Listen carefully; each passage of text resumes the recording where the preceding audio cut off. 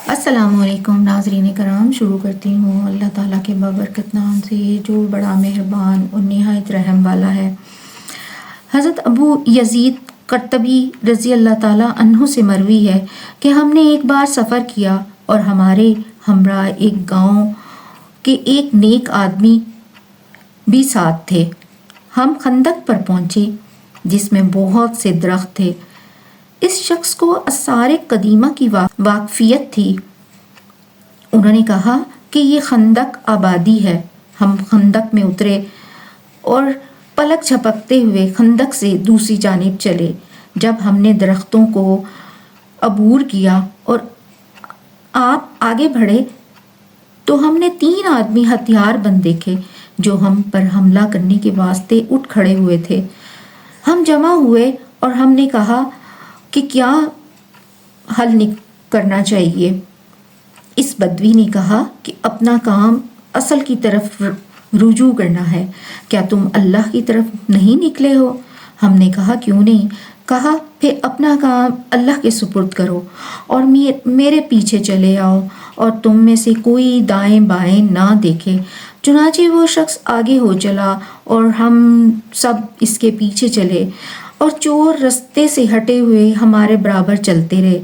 ہم چلنے میں ان سے آگے نکل گئے اور وہ لوگ ہمارے محاذ سے پیچھے رہ گئے۔ میں اپنے ساتھیوں سے پیچھے تھا۔ میں نے پیچھے پھر کر دیکھا تو معلوم ہوا کہ انہوں نے ہم کو اپنے نیزوں کی نوک پر لے لیا ہے۔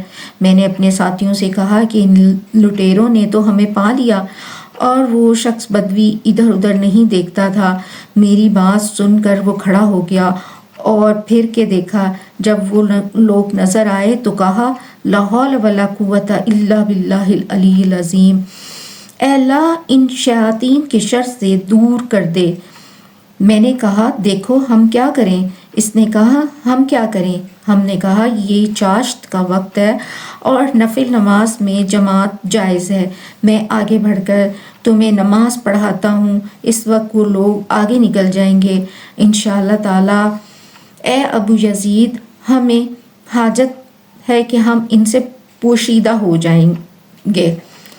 میں نے کہا تم جانو۔ اتنے میں انہوں نے ہاتھ اٹھا کر 2 انگلیوں انگشت شہادت اور وسطی سے ان ڈاکوں کی طرف اشارہ کر کے کہا کھڑے رہو۔ میں نے انہیں دیکھا کہ کھڑے ہو گئے اور کوئی ان میں سے آگے نہیں بڑھ سکتا تھا، نہ اپنے ساتھیوں سے مل سکتا تھا۔ جو جہاں تھا وہیں کھڑا رہ گیا۔ ہم آگے چلے اور اس شخص نے اس کے بعد کچھ نہ کہا۔ پھر ہم ایک درہ میں پہنچے اور دوسری ایسی جگہ پہنچ گئے جہاں پر وہ ہمیں پکڑ نہیں سکتے تھے۔ وہ شخص کھڑے ہوئے، ہم بھی ان کے ساتھ کھڑے ہوئے۔